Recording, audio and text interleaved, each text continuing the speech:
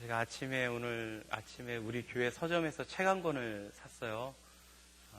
그대가 생각보다 멋집니다 라는 책인가요? 우리 항운우 목사님 잠깐 읽고 왔는데요. 그 표현이 참 좋더라고요. 당신은 생각보다 멋집니다 라는 책이에요. 우리 청년들이 생각보다 참 멋지십니다.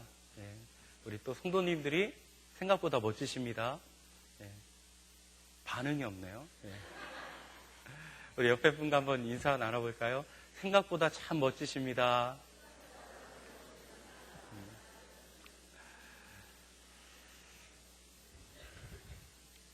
우리 청년들은요, 매력이 좀 있어야 돼요. 우리 청년들 참 매력 있고 좋은데, 우리 청년들의 매력은 무엇일까요? 그냥 젊음이 매력이에요. 젊다는 게 매력이에요. 청춘이라는 게 매력이고요. 무엇보다도 우리 이 청춘의 매력은요, 이런 것 같아요. 그냥 이 패기 아니겠어요? 그냥 돌도 씹어먹을 그런 패기들, 열정들, 그런 것들이 청년이 갖는 아주 큰 매력이라고 생각합니다. 우리 청년들이요, 좀 당당하게 이렇게 사셨으면 좋겠어요. 인생을 정말 패기 있게 살았으면 좋겠어요. 세상은 참 험하고 악하고 힘들어도 이 험한 세상 속에서 우리 청년들이, 우리 기도 청년들이 정말 패기 있게 젊음으로 이렇게 살아가셨으면 좋겠어요. 제가 청년 사역 한 3년 동안 했었는데요. 우리 교회 오기 전에. 청년들 봤을 때 가장 안타까운 청년들이 뭐냐면 그렇게 고개 숙이고 다니는 청년들. 매력 없어요. 고개 숙이지 마세요. 고개 숙이지 마세요. 어떤 일 앞에서도요, 당당해지세요. 당당해지세요. 제가 가끔 듣는 가요 중에 하나 중에 이런 가요 있어요. 째째하게 굴지 말고 가슴을 쫙 펴라. 내일은 해가 뜬다. 내일은 해가 뜬다. 이 노래 있어요. 찬양 아니에요? 따라 부르려고요. 이런 가요인데요. 이 가사가 참 너무 좋더라고요. 째째하게 굴지 말고 가슴을 확 펴라. 제가 청년 사역 할 때는요, 수련회 가잖아요. 수련회 가서 집회하잖아요. 집회를 새벽까지 하고 막 그랬어요. 그럼요, 집회 딱 시작할 때 이 노래 한번 부르고 했어요. 찬양은 아닌데 한번 부르고 했어요. 째째하게 굴지 말고 가슴을 확 펴라. 내일은 해가 뜬다. 이 노래 부르고 했어요. 가슴을 확 피세요, 우리 청년들. 저는 청년들만 보면 너무 좋더라고요. 젊다는 게 좋은 거예요. 그게 참 얼마나 큰 매력인지 몰라요. 고개 숙이지 마세요. 땅 보지 마세요. 땅 보지 마세요. 우리 하나님의 사람들은요, 위에 것 보래요. 하늘 보래요. 땅 보면요, 무서워요. 땅 보면요, 무섭다고요. 겁난다고요. 여러분, 그거 아세요? 고소공포증을 어떻게 극복하는지? 우리 남자 청년들 노가대라는 거 한번 해보신 적 있어요? 제가 청년 때 노가대 많이 했어요. 근데 그거 해보셨어요? 이게 벽돌짐 딱 지고 이렇게 계단식으로 만들어놔요. 이 노가대 하면 계단식으로 이렇게 만들어 놓으면 그거 짊어지고 계속 올라가요. 2층까지는 괜찮아요. 3층째 되면요, 다리가 후두루두 떨려요. 4층 되고 5층 되면요, 이게 무거워서 다리가 떨리는 게 아니라 무서워서 떨려요. 무서워서. 그러면요, 거기서 일하는 반장 아저씨가 항상 이렇게 외쳐요. 우리 아르바이트 하는 학생들한테. 밑에 보지 마! 이래요. 밑에 보지 마! 위를 봐, 위! 하늘 봐, 하늘! 이런다고요. 밑에 보면요, 당장 떨어질 것 같아요. 다리 막 후두들 떨려요. 근데요, 하늘 보고 계속 올라가면요, 어느 순간에 금방 적응이 되더라고요. 우리 믿는 사람들은요, 밑에 거 보지 말래요. 성경에. 하늘 보래요. 위에 것 보래요. 세상 보면요, 무서운 일 태반으로 많아요. 당장 내가 넘어질 것 같고 쓰러질 것 같아요. 근데 하나님 보고 나가면 이길 수 있을 것 같아요. 우리 청년들 하늘 보시기 바랍니다. 하나님 바라보시기 바랍니다. 우리 시간은요, 시간의 정의를 내릴 때 보면 우리 동양과 서양의 시간의 개념들이 조금씩 차이가 있는 것 같아요. 특히 우리 이방 종교들, 우리 우상 종교들이 말하는 시간의 개념들은요, 시간을 원으로 생각해요. 원. 그러니까 시간은 계속 돌고 돈다는 거죠. 한번 원이기 때문에 한 번 지나간 시간은 결국에 다시 돌아와요. 그래서 우리나라도 이런 거 따지잖아요. 육식갑자. 예. 그게 뭐예요? 60년에 한 번씩 오늘의 이 해가 다시 돌아온다는 거잖아요. 그리고 불교도 보고 힌두교도 보세요. 윤회설을 믿어요. 윤회가 뭐예요? 계속 돌고 도는 거예요. 돌고 도는 거. 제가 이번에 담임 목사님이랑 말레이시아 한 달 전인가 갔다 왔는데 거기서 힌두교 세미나를 들었어요. 힌두교라는 종교는 상당히 기원적인 종교예요.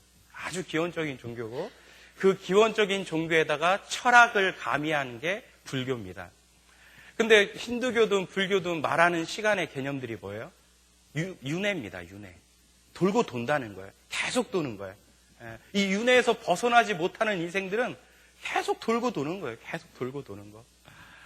힌두교 이번에 힌두교 세미나 들으면서 재밌는 이야기 들었어요. 여러분도 아시죠? 개미 한 마리를 죽이질 않아요. 개미 한 마리를 죽이지 않고요. 지렁이 하나를 죽이질 않아요. 왜요? 이게 앞서가신 내 조상일지 몰라요. 우리 할아버지일지 몰라요. 인간의 삶으로 살아갔을 때 잘못 산다. 선한 일을 많이 못한 사람은요. 나중에 이 세상의 삶을 마감해서는요. 벌레나 동물이나 이런 걸로 태어난대요. 근데 제가 생각할 때는 그러면 뭐 말이라든가 사자라든가 태어나면 그나마 낫다라고 생각하잖아요. 근데 또 그게 아니더라고요. 가장 좋은 게 하루살이더만요. 하루살이. 예, 왜냐하면 하루만 살고 죽으면 그 다음에 또 사람으로 태어날 수 있으니까. 근데 막 거북이로 태어났다. 그럼 500년 동안 거북이로 살아야 돼. 이게 별로 손해보는 거더만 제가 생각해보니까. 그냥 이 세상의 삶을 인간으로서 잘 착한 일을 못해서 다음 세상에서 태어날 때 하루살이로 태어나는 게 가장 좋더라고요. 보니까 하루만 살면 그 다음날 인간으로 태어날 가능성이 아주 많아요.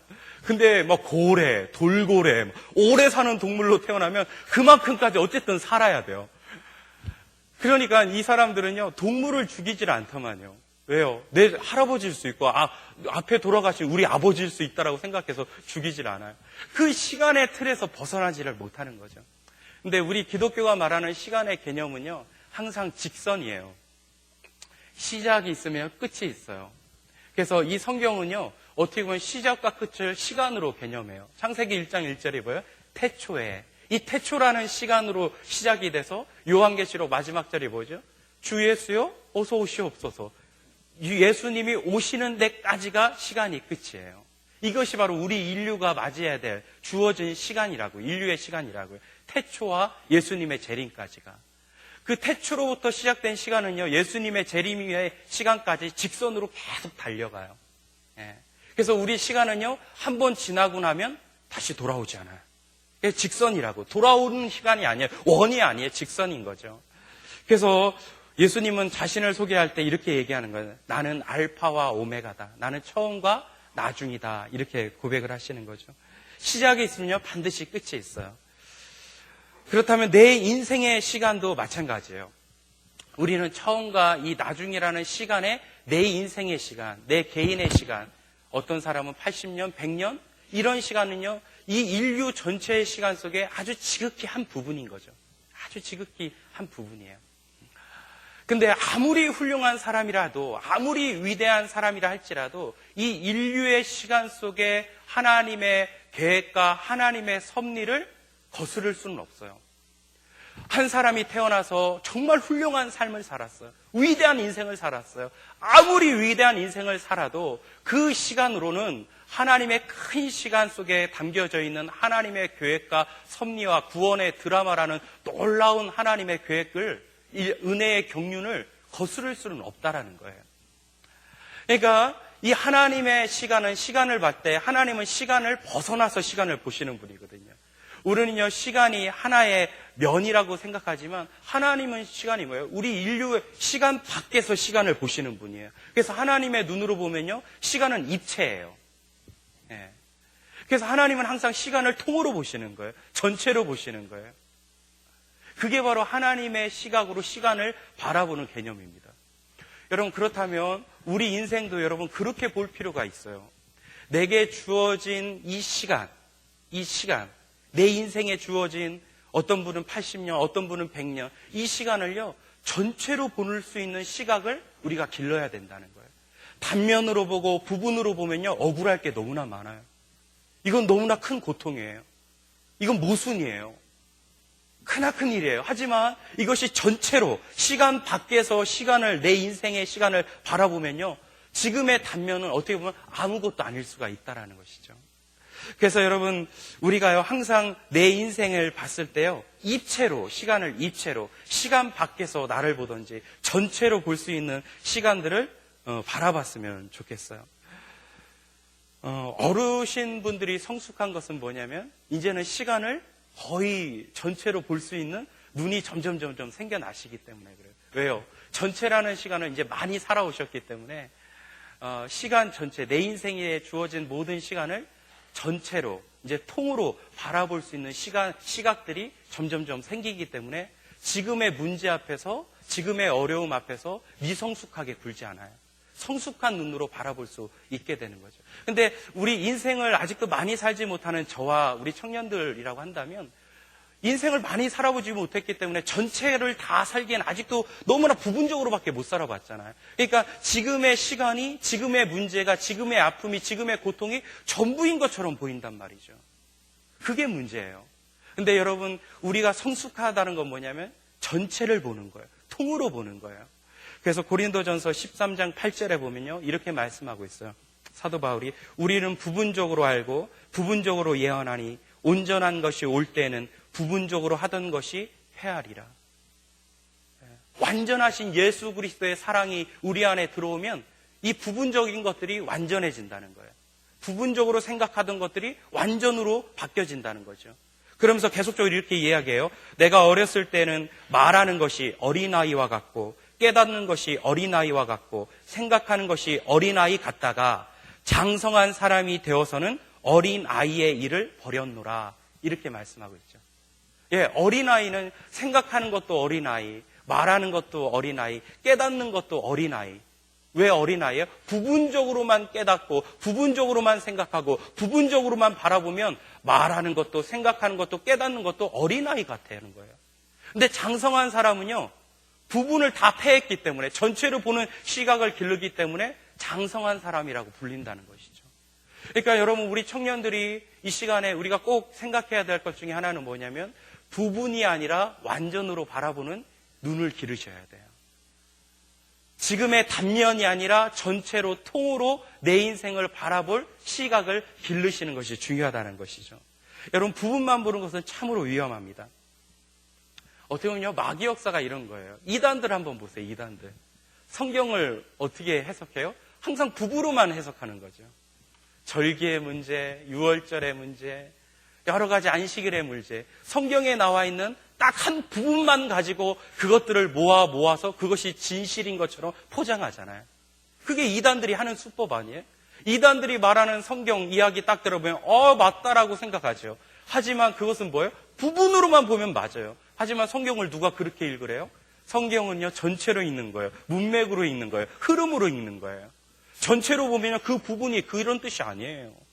전체로 문맥으로 봤을 때 그 한 구절이 그런 뜻이 아니라고요. 근데 이단들은 뭐예요? 그거 딱 하나 가지고 그것이 전체인 것처럼 거짓으로 포장하잖아요. 그게 이단들이 하는 것이고 마귀들이 하는 짓이에요. 그것이 부분으로 보는 위험성인 것이죠. 여러분, 사기꾼들도 보세요. 사기꾼들 참 교묘하잖아요. 사기꾼들이 말하는 게 뭐예요? 부분적인 것이 그것이 진실인 것처럼, 전체인 것처럼 속이고 포장하는 거죠. 거기에 속으면 어때요? 부분적인 것만 보고 이게 맞구나 해서 사고 돈 꿔주면 사기당하는 거예요. 여러분, 선동가들도 보세요. 막 역사의 선동가들, 이 시대를 막 움직였던 그런 잘못된 선동가들 한번 보세요. 사람들이 선동할 때 뭐 갖고 선동해요? 항상 부분적인 것, 하나의 사건만 가지고 선동해요. 그것만 딱 보면요, 그게 진짜인 것처럼 보여요. 그게 전체인 것처럼 보여요. 근데 여러분, 절대로 속지 마세요. 여러분, 하나로요, 전체를 해석할 수는 없어요. 한 부분만 가지고요, 그것이 전체인 것처럼 여러분 속지 마시길 바랍니다. 이것은요, 하나님의 방법이 아니에요. 항상요, 우리는요, 전체를 볼 수 있는 시각을 기르셔야 돼요. 저 인생, 제가 살아온 제 인생도 마찬가지였던 것 같아요. 저는 이 고등학교 2학년, 3학년 때 진짜 방황을 많이 했던 것 같아요. 제가 좀 이렇게 잘 자란 것 같아도 그때만 해도요, 막 집을 나가고 싶었어요. 막 가출하고 싶어 했고, 학교도 막 안 나가고 그랬어요. 학교 가기 싫다고 안 나가고 그랬어요. 그때 제가 읽었던 책들이 뭐였냐면 고등학교 때 다 읽었던 책들이 태백산막이라는 책이었고 살아남은 자의 슬픔이라는 책이었고 껍데기는 가라라는 책이에요. 그 대학생들의 운동권들이나 읽는 그런 책을 고등학교 때 벌써 다 읽어버린 거예요. 그런 책을 읽으니까요, 역사는 모순이에요. 힘없는 자는 한없이 힘이 없어요. 약한 자들은요, 계속 약해요. 힘없고 가난하고 못 배운 사람은요, 항상 역사의 무대에서 뒤편에 서 있는 것 같아요. 이거 내 인생이 너무 억울한 거예요. 이게 억울하고 가난한 내 인생은 계속될 것만 같아요. 이건 너무나, 역사는 너무나 모순인 거죠. 그런 시간이, 그런 시각이, 그런 사고가 내 안에 자리 잡게 되니까요, 별로 재미가 없어요. 노력할 필요도 없고요. 애쓸 필요도 없어요. 그냥 주어진 이 역사의 틀 속에서 그냥 살아가도 똑같은 건데 노력할 필요도 없고 애쓸 필요도 없더라고요. 역사에 그냥 수레바퀴는 모순 속에서 그냥 그대로 돌아가는데 내가 거스를 수 없잖아요. 내가 뒤집을 수 없잖아요. 그런데 뭐 하려고 힘들게 살아요. 애쓰면서 사냔 말이에요. 그러니까 삶이요, 방관하게 돼요. 공부도 하기 싫고 학교도 가기 싫고 뭐 그냥 다 싫더라고요. 그때 제가 학생회장했어요, 교회에서는. 근데 그냥 신앙도 싫고 뭐 기도하는 것도 싫고 다 싫더라고요. 다 싫어. 근데 제가 나중에 은혜를 받고 하나님의 은혜를 받고 하나님의 그런 놀라운 은혜의 경륜과 은혜의 손길을 체험하고 나니까 그게 아니더라는 것이죠. 지금의 문제를 바라보면요, 하나의 과정이고 역사의 한 사건, 그 사건 하나하나가 갖는 의미가 다 있고 그 속에서 하나님께서 계획하신 일들이 있고 억울한 것 같으면서도 그 안에서 하나님의 아름다운 은혜의 손길이 있음을 발견이 되는 거예요. 그런 시각들이 내 안에 막 들어오니까요, 이건 역사가 꼭 모순만은 아니더라고요. 해볼 만한 인생이에요. 살아볼 만한 인생이에요. 내 인생에 가치가 있어요. 너무나 소중해요. 내 인생 자체가 너무나 소중하고 가치가 있고요. 나는 너무나 존귀한 삶이더라고요. 그것이 깨달아지니까요, 이제는요, 방관한 삶이 아니에요.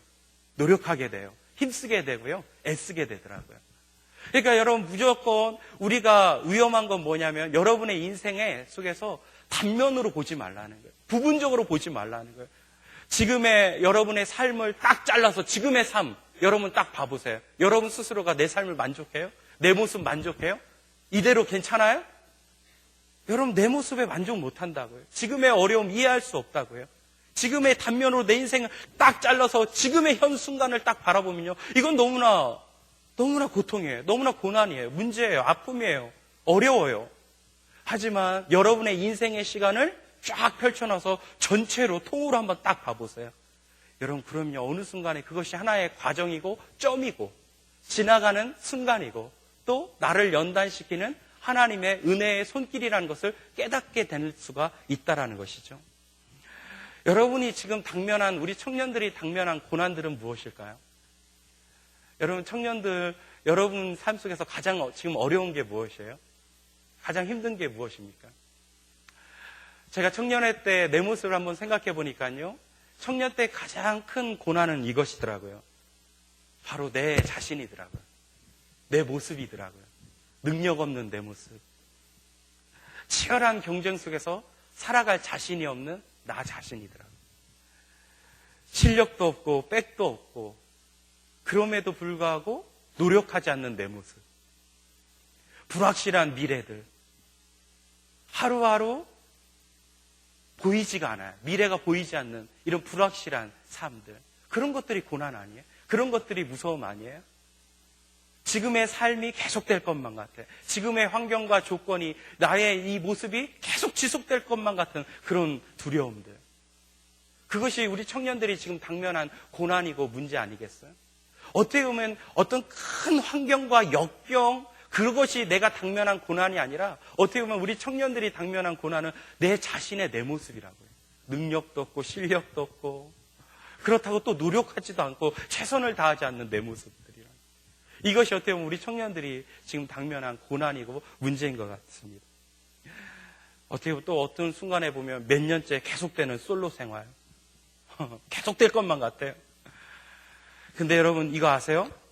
이걸 여러분 믿으셔야 돼요. 지금의 어려움들, 지금의 아픔, 이런 문제들은요, 계속되는 사람은 아무도 없다는 거예요. 우리 요즘 개그 콘서트에 안 생겨요 이거 나오잖아요. 여러분 결국엔 생겨요. 예. 아멘. 예. 믿음대로 됩니다. 예. 여러분 솔로 계속되는 사람 없어요. 결국엔 생겨요. 예. 지금의 어려움, 지금의 문제들 계속되는 청년 아무도 없습니다. 결국에는 하나님의 은혜의 손길 안에, 은혜의 경륜의 그 수레바퀴 속에 들어가면 결국에 내 인생 속에 변화가 있고요. 아름다운 축복된 날이 있다는 것을 여러분 반드시 믿으시길 바랍니다. 이런 것들이 근데 결국에 보면요. 시간이 지나고 나면 그런 것들이 보인다는 거예요. 나중에 시간이 지나서 내 인생을 돌이켜보면 그런 것들이 보여요. 지금의 순간에서는 그걸 보지 못하는 거예요. 근데 지혜로운 자, 성숙한 자들은 뭐냐면 아까 말씀하신 것처럼 장성한 자는 지금의 순간에서도 그런 것들을 보는 거예요. 지금의 어려움 속에서도 결국에는 하나님께서 내 인생을 축복으로 인도하실 것을 지금의 순간에서도 보는 눈이 바로 장성한 사람이라는 것이죠. 그래서 우리 청년들이 정말 지혜로가 있고 성숙한 사람이라는 건 뭐냐면 지금의 내 삶, 이것이 계속되지 않는다는 걸 믿는 거예요. 그리고 지금의 어려움과 문제들, 아픔들이 계속되지 않고 결국에는 하나님께서 내 인생을 축복으로 인도하실 것을 믿는 인생이에요. 믿는 믿음이에요. 이것이 바로 우리 청년들이 가져야 될 믿음인 것이죠. 오늘 하나님께서도 말씀하셨어요. 크고 은밀한 일들을 우리 인생 속에서 만들어 놓으셨다는 거예요. 오늘 말씀에 분명히 나 있잖아요. 크고, 하나님의 너무나 크고 은밀하고 위대하고 놀랄 만한 일들을 내 인생 속에서 지어 놓으셨대요. 만들어 놓으셨대요. 여러분, 이 고통이 지나가고 이 문제가 지나가면 결국에 우리가 만나야 될 건 하나님의 크고 위대한 일들이에요. 반드시 그런 일들이 있어요. 그것을 미리 믿으셔야 돼요. 지금 믿으셔야 돼요. 지금의 인생의 단면 속에서 믿으셔야 돼요. 할렐루야. 시간이 지나면 항상 그런 것들이 보이는데 정말 지혜로운 거는 지금의 순간 속에서 그런 것들을 믿는 것이죠. 제가 읽었던 책 중에서 참 너무나 제 인생 속에서 큰 교훈을 줬던 책이 하나가 있어요. 제가 몇 번 설교 때도 소개를 했지만 우리 청년들한테도 한 번쯤 소개해주고 싶은 책 중에 하나예요. 얼마 전에 영화로도 만들어졌더라고요. 파이 이야기라고. 이 파이 이야기라는 책이 참 이게 통찰력 있는 책인데 내용이 그런 거죠. 인도에서 이 파이라는 소년이 이 가족들이 전부 캐나다로 이민을 와요. 이 파이 집은이 아버지가 동물원을 하셨어요. 그래서 동물들을 다 배에 싣고 이제 캐나다로 이민 오는 거예요. 근데 캐나다로 이를 배를 타고 가는데 태평양 한가운데서 난파를 당하네요. 조난을 당해요. 그래서 가족들은 이제 온데간데 없고 어디 있는지 알 수가 없어요. 결국에 이 조그만 난파선에 이 파이라는 소년이랑 호랑이 한 마리, 하이에나, 얼룩말, 오랑우탄 이렇게만 남게 되는 거죠. 구조선에서. 근데 시간이 한참 망망대해서 표류하고 있는데 시간이 한참 지나고 나니까 이 배고픈 하이에나가 어떻게 해요? 딱 보니까 오랑우탄이 있네요. 잡아먹어요. 그리고 시간이 한참 지나니까 또 하이에나가 배고프잖아요. 그러니까 얼룩말을 잡아먹어요. 그 하이에나의 이렇게 배가 불러 있는데 이제 호랑이가 배고프잖아요. 그러니까 호랑이가 하이에나를 또 잡아먹어요. 그러니까 결국에 그 난파선에 누구만 남았어요? 이 파이라는 소년이랑 호랑이만 남았어요. 이 파이는요, 시간이 지나면서 계속 호랑이 눈치만 봐요. 저놈이 언제 나한테 달려들까? 배고파하지 않나? 근데 시간이 점점 지나니까 이제 호랑이 눈빛이 점점 달라지네요. 자신을 흘깃흘깃 쳐다보는 것 같아요. 입에서 침이 뚝뚝뚝 떨어져요. 무섭잖아요. 그러니까 파이가 어떻게 해요? 이대로 있으면 잡아먹히겠다. 그러면서요, 아침에 눈만 뜨면 물고기를 잡아요. 물고기를 열심히 잡아요. 그래서 호랑이 배를 채워줘요. 그리고 빗물을 열심히 받아요. 물을 받아서요, 호랑이 목을 축여줘요. 호랑이가 배고프면 어떻게 되니까? 자기가 죽잖아요. 자기가 뭐 잡아먹게 되잖아요. 그러니까 열심히 물고기 잡는 거예요. 하루 종일 물고기 잡아요. 비만 오면 빗물을 가져다가 막 호랑이 먹이는 거예요. 호랑이 배가 고프는 날에 난 죽는다. 그러니까 삶을 열심히 살게 되는 거죠. 근데 어느 날 갑자기 무인도를 발견해요. 섬에 딱 도착을 하게 돼요. 이 호랑이가 섬에 딱 도착하자마자 무인도 한켠으로, 한가운데로 도망을 가요. 그리고 도망가는 이 호랑이를 두고 이 파이는 난파선을 타고 다시 한번 표류하게 됩니다. 그리고 그 무인도 안에 있는 호랑이를 딱 보면서요, 파이가요, 눈물을 흘려요. 허망하다. 이렇게 눈물을 흘려요. 이게 파이 이야기의 주된 내용이거든요. 여러분, 여기서 우리가 주는 이 메시지가 있어요. 여러분, 결국에 파이를 살리는 게 누구예요? 파이를 지금까지 있게 한 게 누구죠? 바로 호랑이에요, 호랑이. 그 지긋지긋한 호랑이에요. 호랑이가 없으면 살 수 있을 것 같죠? 호랑이가 없으면 파이 편하게 잘 살 것 같죠? 근데 시간이 지나서 딱 보니까요, 결국에 자기 인생을, 파이 인생을 살게 했던 것이 바로 그 호랑이더라는 거예요. 여러분들, 우리 안에도 그 지긋지긋한 호랑이가 우리 안에 다 있다고요. 그 호랑이만 없으면 우리 잘 살 것 같아요. 너무 편하게 살 것만 같아요. 근데요, 여러분, 결국에 그 호랑이 없어져 봐요. 내 삶은요, 살아갈 원동력을 잃어버려요. 어떤 사람의 호랑이는 무엇이에요? 우리 청년들의 호랑이라는 건 뭐예요? 결국에 내 자신이라고요. 연약한 내 자신이라고요. 부족한 내 자신이라고요. 능력 없는 내 모습이라고요. 그런 능력 없는 내가 내 안에 없었으면 좋겠죠. 근데 결국에 그것 때문에 내가 살아요. 그것 때문에 일하게 돼요. 그것 때문에 땀을 흘리게 된다고요. 시간이 지나면 그게 알게 되는 것이죠. 우리 인생 속에 그 호랑이가 있어야 사는 거죠. 사랑도 마찬가지예요. 한 번쯤 실현하잖아요. 우리 청년들. 만났다 헤어지는 분들도 있죠. 아, 그 미운 그 사람, 날 버리고 그 인간. 시간 지나보세요. 그 인간 때문에 내가 살아왔어요. 네. 그 사랑 때문에 내가 성숙해 있다고요. 우리는 나중에 알게 되는 거예요. 그것 때문에요. 근데 시간이 지나면 그것 때문에 감사할 수 있게 되더라는 것이죠. 지금의 고난 1년, 2년, 3년, 때로는 5년. 하지만 결국에는 이것도 부분이에요. 이것도 지나가는 하나의 과정이에요. 이것도 내 인생의 하나의 단면일 뿐이에요. 내 인생의 전체가 아니라는 것이죠. 전체로 보고 통으로 보면요, 지금의 어려움도 결국에는 나를 지금까지 이끌어준, 지금의 나로 만들어준 도구였고 원동력이었고 밑거름이라는 것을 알게 되더라는 것입니다. 운동하는 과정도 한번 보세요. 그 힘든 그 역기를 막 들고 막 힘을 주잖아요. 아우, 막 들고 있는 그 순간은 너무나 힘들잖아요. 막 내려놓고 싶잖아요. 근데 그걸 참고 막 들고 또 들고 하고 나서 시간이 지나서 보면요, 안 생겼던 근육이 막 생겨 있다고요. 내 몸이 건강해져 있다고요. 이 과정 속에서는 참 힘들지만요, 시간이 지나고 나면 나를 성숙해지게 만드는, 나를 단련해주는 그런 큰 원동력이었고 도구였음을 알게 돼요. 그래서 필립 얀시라는 목사님이 고난에 대해서 이렇게 이야기한 거죠. 고난은 아무도 원하지 않는 선물이다. 선물은 다 좋은 건데 어느 누구도 원하지 않는데. 역설적이죠? 이건 뭘 의미해요? 나중에 시간이 지나고 나면 선물이지만 과정 속에서는 힘들다는 거죠. 그래서 고난은 아무도 원하지 않는 선물이라고 이야기해요. 이 고난이라는 것은, 지금의 어려움이라는 것은 과정이에요. 근데 결국에는 그것이 내 인생에 선물을 안겨다 준다는 걸 여러분 믿으시길 바랍니다. 여러분, 그렇기 때문에 우리가요, 지금의 순간, 지금의 내 인생의 그런 어려움들, 이 청년의 이 시간들을요, 어떻게 보면 좀 값지게 보내셔야 돼요. 지금의 이 시간들을요, 여러분 우리가 좀 더 소중하게 보내셔야 돼요. 어떻게 보면 요셉의 인생을 한번 생각해 보세요. 요셉이 결국에는 어디까지 올라가요? 국무총리까지 올라가요. 근데 나중에 국무총리 올라가서 자신의 인생을 딱 돌이켜보면요, 이 보디발의 아내가 너무나 고마워요. 그 보디발의 아내가 없었으면 감옥 못 가잖아요. 감옥 못 갔으면 그 떡 맡은 관원장이랑 술 맡은 관원장을 못 만나잖아요. 그들을 못 만났으면 애굽의 왕을 만날 일이 없죠. 바로를 만날 일이 없잖아요. 그래서 시간이 지나고 나면 이 보디발의 아내, 자기를 유혹했고 자기를 모험했던 그 보디발의 아내가 참 고마운 사람이에요.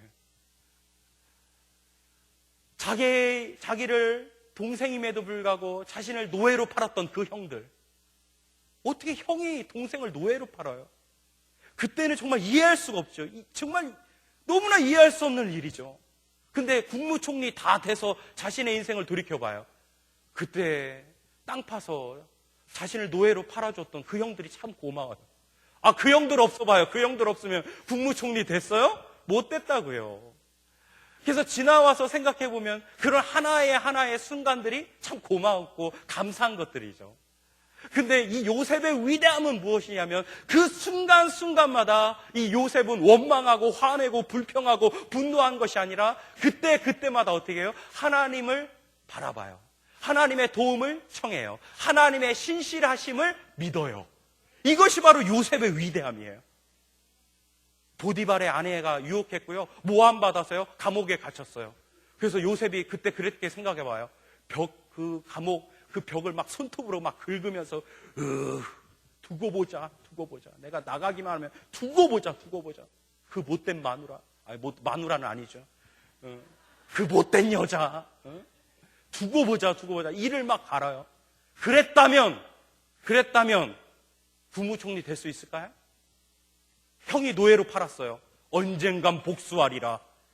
내가 반드시 찾아가서 복수하리라. 이 원한을, 이 한을 내가 반드시 풀어주리라. 이렇게 했으면 국무총리 됐을까요? 이 요셉의 정말 위대함은 그 순간마다 하나님의 신실한 하나님의 인도하심을 믿은 거예요. 하나님을 붙든 거예요. 하나님의 은혜를 바라본 거예요. 하나님께 도움을 청한 것이죠. 그래서 오늘 말씀에 뭐라고 나와 있어요? 너는 내게 부르짖으라는 거예요. 지금의 어려움, 예레미야가 시위대 뜰에 갇혔잖아요. 감옥에 갇혔잖아요. 그때 하나님께서 이 예레미야에게 말씀하신 게 뭐예요? 지금의 어려움 속에서 너 낭망하지 말고 슬퍼하지 말고 원망하지 말고 네가 해야 될 건 뭐라고요? 너는 내게 부르짖으라는 거예요. 그러면 크고 은밀하고 놀라운 일들을 너의 인생 가운데 펼쳐주겠다는 거죠. 그래서 지금의 내 인생의 단면, 지금의 순간, 지금의 이 부분적인 삶, 이 고난의 삶 속에서 여러분이 반드시 해야 될 거, 이 어려운 청년 시기 얼마나 어려워요. 청년들이 참 힘들어요. 어떻게 보면 힘들다고요. 이 시대의 청년으로 살아간다는 거 결국 만만한 삶이 아니에요. 지금의 삶 속에서 우리 청년들이 반드시 해야 될 건 하나님의 은혜를 바라보고 하나님의 섭리를 바라보고 나를 도와주실 하나님의 능력을 바라보면서 부르짖어 나가는 거예요. 그럴 때 여러분의 인생 속에서 지금의 시간이 흘러 지나가서 여러분의 인생 속에서 하나님의 크고 위대한 일들이 펼쳐지는 것이죠. 여러분, 요셉을 반드시 기억하세요. 너무 원망하지 마세요. 분노하지 마세요. 지금의 삶 속에서요, 여러분 반드시 기도하시길 바랍니다. 여러분, 우리 인생 속에서요, 아까도 말씀드렸지만 여러분 인생의 시간이 직선이에요. 근데 여러분 그거 아세요? 여러분의 직선의 삶 속에서 지금 여러분이 태어나서 여러분이 이 세상의 삶을 마감하는 그 직선의 여러분의 시간 속에서 하나님은요, 여러분이 알지는 못하지만 여러분의 인생 속에 정말 크고 은밀한 일들을요, 여러분의 인생 속에 막 심어 놓으셨어요. 너무너무 많은 걸 심어 놓으셨어요. 목사님, 저는 한 번도 발견해 본 적이 없습니다. 발견하게 되실 거예요. 발견하길 정말 원하세요? 그렇다면 여러분 반드시 해야 될 게 있어요. 부르짖어 기도하는 거예요. 하나님은 어떤 하나님이에요? 오늘 우리에게 주신 하나님, 일을 행하시는 하나님이에요. 그리고 일을 만들어서 성취하시는 하나님이시래요.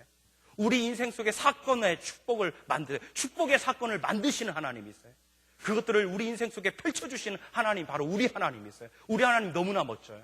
여러분이 믿는 하나님은 어떤 하나님이에요? 저는요, 제가 믿는 하나님은 위대하신 하나님이에요. 시시하고 째째한 하나님 아니에요. 우리 하나님 정말 위대하신 하나님이고 내 인생에서 너무나 값지고 좋은 것 주시는 하나님이 바로 내 하나님이에요. 여러분도 그런 하나님 믿으시길 바랍니다. 여러분의 우리 청년들의 인생 속에 하나님은 정말 너무나 놀라운 축복의 사건들을 엄청나게 많이 만들어 놓으셨다는 걸 여러분 믿으셔야 돼요. 여러분 부르짖어 한번 기도해 보세요. 하나님께 간구해 보세요. 그런 놀라운 사건들을 여러분 경험하게 되실 것입니다. 하나님은요, 정말 중심을 보세요. 하나님을 얼마나 따르고 하나님을 얼마나 사모하는지, 그런 사람의 마음을 보시는 하나님이에요. 외모를 보시는 하나님이 아니에요. 그래서 중심을 보신다 했을 때 그 히브리어가 레바브라고 해요. 레바브. 이 레바브의 원래 뜻이 바로 이런 뜻이에요. 여러분 여름철에 수박 사시죠? 수박 딱 샀어요. 잘 익었는지 안 익었는지 보여요, 안 보여요? 안 보이죠? 그럼 어떻게 해요, 여러분? 똑똑 두드려 보죠. 그래서 소리가 텅텅 소리 나면 어떻게 된 거예요? 잘 익은 거예요. 텅텅 소리 나면 어떻게 된 거죠? 잘 안 익은 거예요. 속 빈 거예요. 그래서 소리 들어보고 안다고요. 이 레바브의 뜻이 바로 그런 뜻이에요. 하나님께서 너 잘 익었나? 우리가 잘 익었나? 믿음이 꽉 차 있나? 신앙으로 잘 채워져 있는지 우리 인생을 톡톡 쳐보는 거예요. 너 잘 익었니? 너 중심이 바로 세워져 있니? 하면서 어떻게 톡톡 쳐봐요. 그럴 때 우리 소리가 잘 나야 돼요. 그래서 어쩌면 우리 삶 속에 어려움이 있어요. 지금의 문제가 있어요. 그 속에서 여러분 하나님이 한번 툭툭 쳐본다고요. 톡톡 톡톡. 그랬을 때 하나님이 툭툭 쳤을 때 이게 뭐냐고 내 인생 이게 뭐냐고 하나님 내 꼴을 보라고. 그러면요, 아이고 더 있어야 되겠다.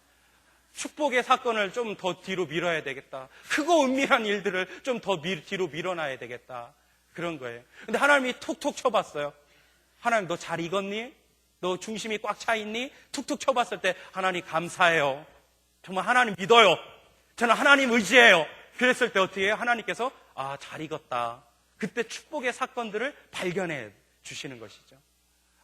여러분, 그래서 정말 우리가 이런 축복의 사건들을 발견하기 위해서 정말로 필요한 게, 우리 청년 때 필요한 게 부르짖어 기도하는 거예요. 부르짖어 기도하는 거예요. 하나님은 여러분의 인생의 밭 속에 정말 엄청난 보화들을 많이 숨겨 놓으셨어요. 정말이에요, 정말. 이걸 확실히 믿으세요. 여러분, 그래서 하나님의 나라는 밭의 감추인 보화라고 하잖아요. 마태복음에 보니까요, 하나님의 나라는 밭의 감추인 보화래요. 어느 날인가요? 어느 농사꾼이 밭을 갈아요. 막 꽃갱이를 가지고 밭을 딱 갈아요. 근데 뭔가가 덜컹 걸려요. 그래서 땅을 파서 봤더니 이게 웬일이에요? 보화예요, 보화. 이 함이 하나가 있는데 그걸 열어보니까 각종 금은 보화가 거기 담겨져 있는 거죠. 그래서 이 사람이 어떻게 해요? 다시 한번 잘 묻어놨다가 모든 전 재산을 팔아서 그 밭을 산 거예요. 그 밭을 사면 그 밭에 감추인 보화는 누구 거예요? 그 사람 거죠. 그 사람 거죠. 여러분, 이게 바로 하나님 나라의 원리래요. 이것은 무엇을 의미해요? 하나님도 여러분의 인생의 밭 속에 하나님 놀라운 보화들, 축복의 일들, 크고 은밀한 일들을 감춰 놓으셨어요. 근데 어떤 사람이 발견할까요? 자신의 인생의 밭을 최선을 다해서 가는 사람이 발견하는 거예요. 어떤 사람이 그때 당시 은행이 없기 때문에 보화가 있으면 땅에다 감춰 놨다고요. 그래서 결국에 그걸 못 찾고 사람이 죽어버리면 그것이 못 찾아져요. 임자 없는 보화가 되는 거죠. 근데 여러분 생각해요. 여러분이 이제 보화를 땅에다 감춰놔요. 그래서 땅을 팠어요. 얼마큼 팔 거예요? 낮게 팔 거예요? 30cm 팔 거예요? 저 같으면요. 여러분 같으면 얼마나 팔겠어요? 저는 최대한 깊이 팔 것 같아요. 왜요? 낮게 팠다가 누가 훔쳐가면 어떡해요? 누가 발견하면 어떡해요? 그 값진 거를. 그러니까 저는요, 깊게 팔 것 같아요. 깊게 파서 감춰놓지 않을까요? 근데 여러분 생각해봐요. 그 밭을 갈았던 사람이 이거 내 밭도 아닌데, 내 농사도 아닌데 뭐 하려고 최선 다하냐? 그냥 대충 갈다 가자. 이렇게 했으면 그 보화를 발견했겠어요? 이 밭을 한번 가는데도요, 최선을 다해서 간 거예요. 이 꽃게기질을 한번 하는데도요, 최선을 다해서 꽃게기질을 한 거예요. 그러다 보니까 어떻게 해요? 그 밭에 깊게 감춰진 보화가 어느 순간에 덜커덩 걸리는 거죠. 땀 안 흘려봤어요. 노력 안 해봤어요. 그 보화를 발견해요? 못 발견한다고요. 최선을 다하고 땀 흘리고 그런 사람이 자신의 인생에 감추어진 보화를 발견하는 거예요. 여러분의 인생 속에 크고 은밀한 하나님의 축복의 사건은 누가 발견하는 거냐? 부르짖어 땀 흘려 애쓰며 힘있게 하나님께 간구하며 나가는 그런 사람이 그 보화를 발견하는 거예요, 여러분. 그래서 하나님은 여러분에게 요구하시는 거죠. 부르짖어 간구하라고. 애써서 부르짖어서 힘써서 땀 흘려서 배에 힘도 줘서 목소리도 내봐서 하나님께 부르짖어 간구해보라는 거예요. 그렇게 자신의 인생의 밭을 깊게 가는 사람만이 그 축복의 보화를 발견할 수 있게 될 것이다 말하는 거예요. 그러니까 여러분이 우리 청년들의 지금의 순간 속에서 여러분이 해야 될 건 뭐냐? 정말 하나님의 앞에 놓고 내 인생을 단판을 걸어서 한번 부르짖어 기도해 보는 거예요. 애써서 한번 기도해 보는 거예요. 내 인생을 하나님께 걸어야 돼요. 우리는 하나님께 내 인생 걸어야 된단 말이에요. 그리고 하나님께 내 인생 책임져 달라고. 하나님 내 인생 책임져 주세요. 그러면서 부르짖어 하나님께 기도하며 나갈 때 하나님께서 여러분의 인생 속에 크고 은밀하고 위대한 일들을 만들어 놓으시는 거죠. 그래서 우리 청년의 때 정말 해야 될 건 뭐냐? 기도하셔야 돼요. 하나님께 엎드리셔야 돼요. 간구하셔야 돼요. 또 기도하고 또 기도하셔야 돼요. 할렐루야. 여러분, 제가 참 많이 이 친구 이야기를 우리 교회에서 많이 했는데 우리 청년의 때 처음인 것 같아서 한번 이 친구 간직을 한번 해볼게요. 저랑 이제 어릴 때 이제 같이 신앙생활 했던 제 친구인데, 얘는 아주 머리가 곱슬머리예요. 키는 저보다도 컸는데 찬양을 너무 잘했어요. 그래서 학생회 때 이제 찬양 인도도 앞에 나와서 막 찬양 인도도 하고 아주 성실한 친구예요. 성품도 좋고요. 그리고 공부도 참 잘했어요. 그래서 이 친구가 한양대학교 전자공학과를 들어갔거든요. 근데 저희가 그 대학교를 졸업하던 그 해가요, IMF 터지는 해 그 다음 해였어요. 그러니까 우리가 졸업할 때는요, IMF 그 시대였다고요. 그래서 졸업을 해도 취업이 안 됐어요. 회사마다 사람을 뽑질 않아요. 다 어려우니까. 그러니까 얘가 한양대학교 전자공학과를 졸업하고 난 뒤에도요, 취업이 안 되는 거예요. 그래서 1년 동안 재수를 했어요. 취업 재수를. 근데 이제 취업 재수하는 동안에 열심히 또 공부한 거죠. 근데 그냥 놀지 않고 매일마다 또 학교 도서관에 가서 이제 취업 공부를 했대요. 계속 취업 공부를 하는데, 이 친구가 1년 동안 취업 재수를 하면서 늘 하던 게 뭐냐면, 아침에 딱 가면 기도해요. 기도하는 거예요. 늘 기도하고 공부하고, 기도하고 공부하고. 그리고 또 한 게 뭐냐면, 시편 23편의 말씀을 항상 읽고 공부하는 거예요. 기도하고 시편 23편 말씀 읽고 공부하는 거죠. 시편 23편이 뭐예요? 여호와는 나의 목자시니 내게 부족함이 없으리로다. 이런 말씀이잖아요. 그 말씀을 딱 읽고 공부하는 거예요. 근데 또 어느 날인가 또 계속 기도하고 또 그 말씀 읽고 기도하는데, 어느 순간에 그 친구 마음속에 이런 생각이 들더라는 거예요. 한번 그 시편 23편을 영어로 한번 외워보자. 영어로 한번 외워보자라는 감동이 있더래요. 그래서 시편 23편을요, 영어로 외웠대요. 영어로. The Lord is my shepherd. 제가 여기까지밖에 몰라요. 저는 여기까지밖에 몰라요. 그렇게 이제 영어로 이걸 외운 거죠. 이렇게 외웠어요. 근데 그때 이제 딱 보니까 채용 공고가 났는데, LG전자에서 이제 신입사원 뽑는다는 채용 공고가 나와서 지원을 했어요. 그 지원을 해서 1차 시험에 합격을 한 거예요. 그때 당시에 여러분 취업의 그 합격률이 뭐였냐면요, 3,000대 1이었어요. 저희 때, 그 IMF 때 3,000대 1. 그러니까 어마어마한 거죠. 어마어마한. 그 3,000대 1에서 1차 합격을 한 거예요. 정말 대단하죠. 그래서 이제 100몇 명을 모아놨대요. 이제 그 중에서 이제 20, 30명밖에 안 뽑는 거예요. 근데 1차보다도 어쩌면 더 어려운 게 2차 시험인데, 2차 시험은 면접이에요. 면접 때 이제 좋은 친구들을 선별해서 뽑는 거죠. 또 이 친구가 이제 계속 기도해오고, 또 하나님 제발 길 열어달라고 기도하고, 하나님께 부르짖어 나가고 이랬던 거죠. 이제 면접일이 다가왔어요. 이제 면접관 앞에서 영어로도 많이 준비했겠죠. 이제 뭐 소개하는 시간도 뭐 가졌겠고, 여러 가지 해서 이제 많이 이제 준비를 했어요. 그래서 이제 면접관 앞에 딱 섰는데, 다른 친구들한테는 뭐 꿈이 뭐냐고, 당신이 잘하는 특기가 뭐냐고, 막 그런 것들을 물어보더라는 거예요. 그래서 이제 저런 거 물어보는구나. 이제 준비해야 되겠다. 마음 딱 먹고 있는데, 이제 그 친구 차례가 온 거예요. 근데 면접관이 그 친구한테 이렇게 묻더래요. 종교가 뭐냐고. 그래갖고 저 기독교라고, 교회 다닌다고. 그러더니 면접관이 이렇게 묻더라는 거예요. 그럼 당신이 좋아하는 성경 구절이 뭐냐고. 그래서 저는 가장 좋아하는 게 시편 23편이라고. 그러더니 근데 면접관이 또 이렇게 묻더래요. 그럼 그걸 영어로 외워볼 수 있냐고. 그렇게 묻더라. 자기가 여태까지 해온 게 뭐야? 아침마다 해온 게 뭐예요? 시편 23편을 영어로 해왔잖아요. 그러니까는 딱 그 면접관 앞에서 자신 있게 한 거죠. Lord is my shepherd. 제가 여기까지밖에 못해요. 죄송해요. 계속적으로 들려줬으면 좋겠는데, 네. 여러분이 한번 해보세요. 그러니까 이게 얼마나 그동안 계속 해왔잖아요. 기도 중에 하나님 감동 주셔서 계속적으로 해왔잖아요. 그래서 그걸 한 거예요. 붙었겠어요? 떨어졌겠어요? 붙었어요. 지금 LG 과장 됐어요. 연봉이요? 엄청나더라고요. 저보다 훨씬 잘 벌어요. 네. 얼굴은 못생겼는데 나보다. 하나님은 참 중심을 보세요. 근데 그 친구 요즘에 정말 너무 잘 나가더라고요. 삶도 보니까. 근데 여러분, 그 친구의 삶도 한번 생각해 보세요. 기도 안 했으면 그럴 일이 있었을까요? 아유, 취업도 안 되고 내 인생 뭐냐고. 이렇게 열심히 대학생활하고 졸업했는데 결국에 하나님 이렇게 내 인생 꼬이는 게 이게 맞는 거냐고. 왜 하필 우리가 대학 졸업할 때 IMF 터지냐고. 그렇게 경기 잘 나가다가. 이렇게 했으면 여러분 취업 됐겠어요? 지금의 삶이 있겠어요? 그 순간의 어려움 속에 그 친구가 잘한 게 뭐예요? 기도한 거예요. 부르짖어 하나님께 나간 거예요. 하나님의 음성을 들은 거예요. 하나님의 은혜의 손길을 바라본 거예요. 여러분, 우리 청년들이 지금 해야 될 가장 중요한 건 뭐냐면, 내 인생을 하나님께 걸고 기도하셔야 돼요. 어떻게 해요? 부르짖어 기도해 보세요. 정말 부르짖어 기도해 보세요. 부르짖어 기도한다는 게 뭐예요? 하나님 아버지, 이거예요? 그게 부르짖어 기도하는 거예요? 한번 하나님 앞에 절규해 보는 거죠.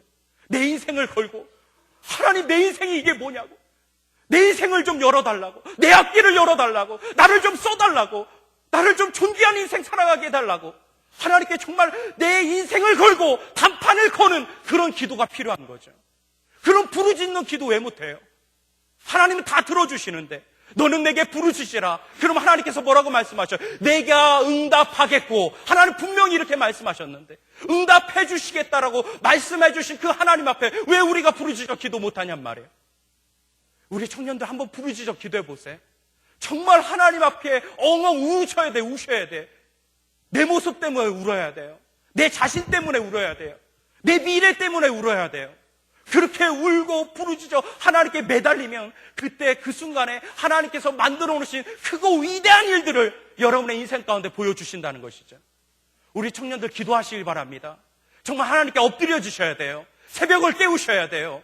밤낮으로 하나님께 나가 기도의 줄을 잡으셔야 돼요. 그게 여러분의 인생의 생명줄이에요. 여러분의 인생을 열어줄 길은 오직 기도밖에 없는 거예요. 여러분 도와줄 사람 있어요? 여러분 백이 있어요? 후원자 있어요? 없잖아요. 우리 인생의 후원자 하나님밖에 없어요. 내 인생의 백은 하나님밖에 없다고요. 우리 청년들의 인생을 밀어주고 앞으로 당겨줄 분은 오직 하나님밖에 없어요. 그 하나님 앞에 여러분의 인생을 걸고 우리가 부르짖어 기도할 때 하나님께서 우리 청년들의 인생을 열어주실 것을 믿습니다. 여러분 한 번쯤 정말 하나님 앞에 인생을 걸어보세요. 완전히 내 인생 걸고 부르짖어 하나님께 기도하며 나갈 때 우리 하나님께서 여러분의 인생 가운데 크고 은밀한 위대한 일들로 여러분 인생 가운데 베풀어 주실 것을 믿습니다. 기도하겠습니다.